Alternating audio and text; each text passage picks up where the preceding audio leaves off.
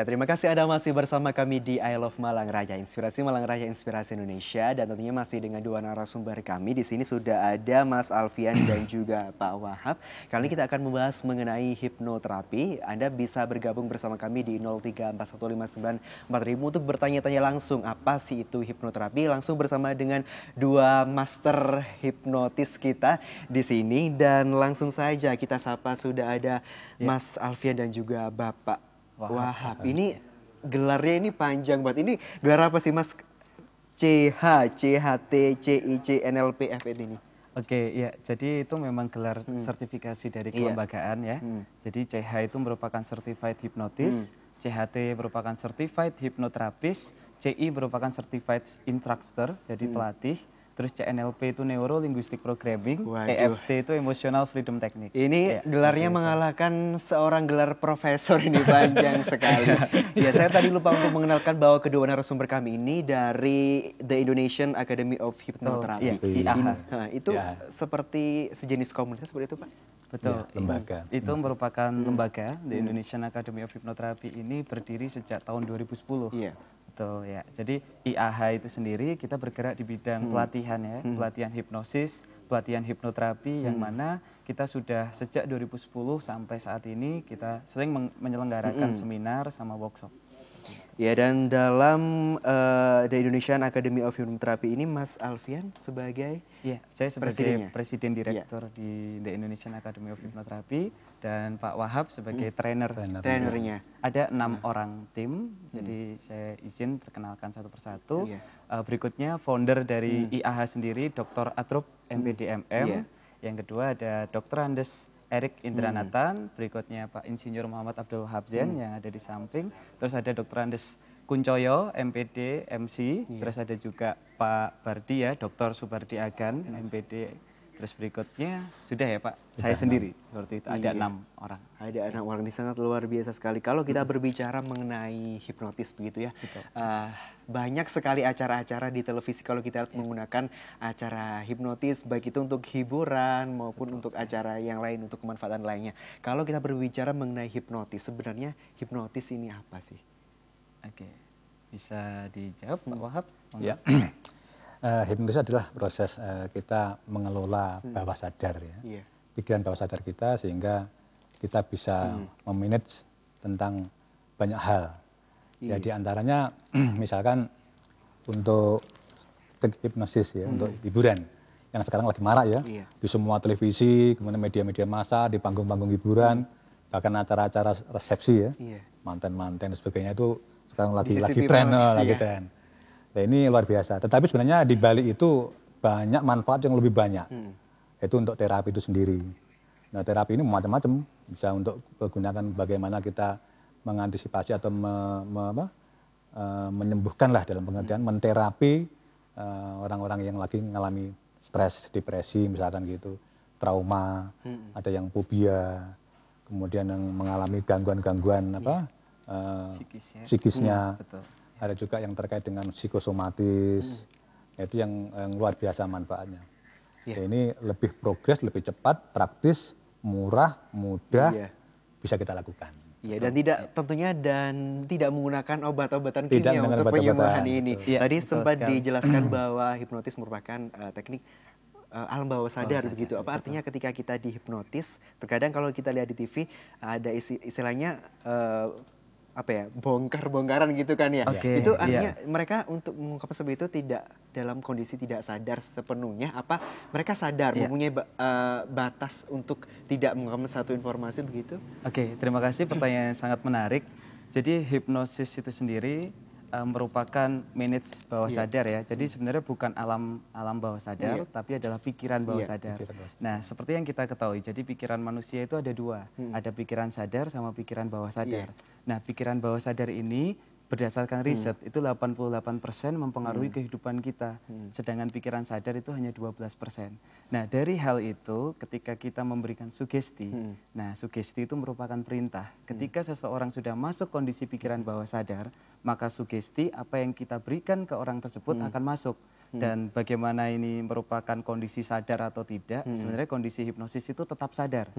Kalau orang lihat kan tidur, tapi kalau tidur secara umum ketika diajak dialog kan nggak bisa seperti itu. Tapi tidurnya orang hipnosis diajak dialog, tetap bisa mendengarkan, berkomunikasi itu tetap bisa seperti itu. Tapi lebih bersugestif ya, menjadi orang yang menjadi lebih sugestif. Jadi ketika seseorang masuk kondisi hipnosis, kita perintah atau sugestikan yang positif akan masuk. Itu lebih besar kemungkinan untuk bisa masuk dan nantinya berhasil begitu untuk mensugesti orang tersebut. Tadi juga sempat disinggung bahwa banyak sekali manfaat dari hipnotis, mulai dari dunia hiburan begitu untuk penyembuhan. Kalau dalam The Indonesian Academy of Hypnotherapy sendiri ini, apa hipnotis itu digunakan untuk apa saja? Oke. Jadi saya akan menjelaskan apa saja aktivitas IAH. Di lain kita aktivitasnya merupakan lembaga pelatihan, juga aktivitas kami adalah kita ada hiburan juga. Jadi kita ada biasanya diundang sebagai stick hipnotis ya, hiburan untuk panggung seperti itu. Ada juga untuk pelatihannya seperti itu. Tapi kita lebih mengembangkan ke arah hipnoterapinya. Bagaimana proses penyembuhan menggunakan teknik hipnosis.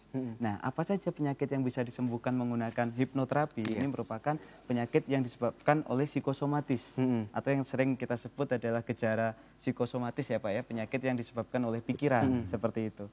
Dan ternyata ada telepon? Masih belum. Oke, jadi 90% penyakit yang kita derita ini merupakan gejala pikiran. Nah, seperti itu. Jadi kalau misalkan ada kebiasaan buruk, biasanya sering sekali datang itu di kami merupakan klien yang gangguan merokok, kecanduan merokok, terus bahkan sampai lesbi pun juga seperti itu. Jadi macam-macam ya penyakit yang gangguan psikosomatis. Oke, sebelum kita melanjutkan perbincangan kita mengenai hipnoterapi bersama dua narasumber kita, saya ingin mengingatkan Anda pemirsa yang ingin langsung bertanya-tanya dengan dua narasumber kami di sini bisa langsung di 0341594000. Mumpung ada dua master hipnotis ini di sini. Mungkin yang penasaran acara-acara di TV seperti apa itu bisa langsung. Tadi sempat disebutkan juga bahwa ada beberapa orang yang melakukan penyembuhan di... Sudah ada telepon masuk, kita sapa terlebih dahulu. Selamat pagi, I Love Malang Raya. Selamat pagi. Selamat pagi, Mas Dani. Oh iya, betul. Ya, silakan. Ya, selamat pagi Mas Alfian dan Pak Wahab. Setelah mendengarkan pemaparan Mas Alfian dan Pak Wahab tadi secara panjang lebar mengenai hipnoterapi, berarti bisa saya simpulkan bahwa hipnoterapi ini juga bisa bisa cukup efektif untuk meringankan penyakit fisik yang diderita seseorang gitu, Pak. Jadi misalnya seseorang yang taruhlah misalnya anak kecil gitu ya, anak kecil takut disunat gitu ya. Sebelum dia dihitan, setidaknya untuk meminimalisir rasa sakit akibat dihitan itu, sebelum dihitan dia bisa dihipnoterapi. Apa bisa seperti itu, Pak? Gitu. Atau mungkin juga orang-orang dewasa yang akan menjalani operasi tapi dia fobia dengan peralatan medis gitu. Misalnya operasi tumor atau apa, sebelum dia menjalani operasi, apa bisa melalui hipnoterapi, apa bisa hipnoterapi itu diterapkan untuk meminimalisir rasa sakit akibat operasi itu. Itu saja pertanyaan dari saya, Mas. Iya, terima kasih Mas Dani atas partisipasinya. Bagaimana ini dengan kasus seperti itu? Ini mungkin juga berhubungan dengan rentang umur yang mungkin bisa melakukan hipnotis ini. Oke, iya. Saya akan jelaskan, nanti mungkin Pak Wahab akan menambahkan.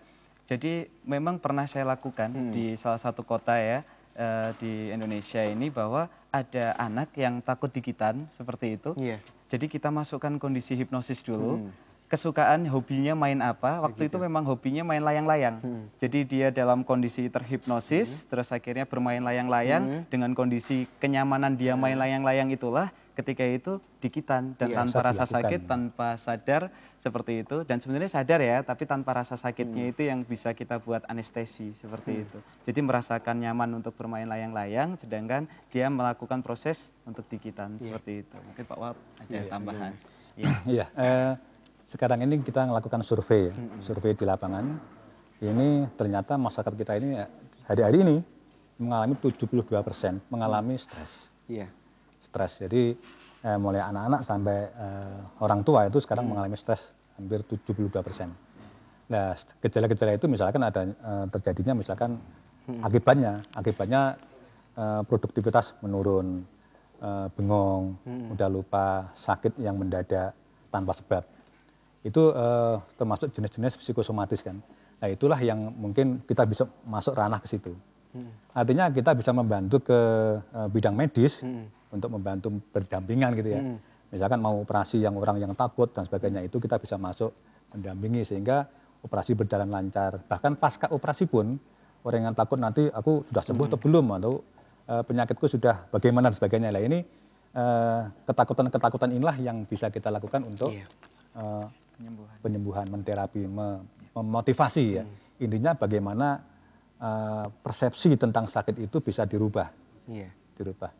Inilah yang sangat penting sehingga penggunaan hipnoterapi ini bukan sekedar hiburan tetapi justru terapinya ini yang paling dahsyat untuk kita. Tidak hanya dalam dunia hiburan tapi juga sangat bermanfaat bahkan di dunia medis. Jadi bisa berdampingan begitu Pak ya. Tapi untuk sejauh ini bagaimana hipnoterapi ini, hipnotis bisa berdampingan begitu dengan dunia medis atau mungkin pengalaman dari Mas Alfian dan juga Pak Wahab sendiri seperti apa? Ya, terima kasih. Jadi hipnoterapi ini sangat berkembang sangat cepat ya.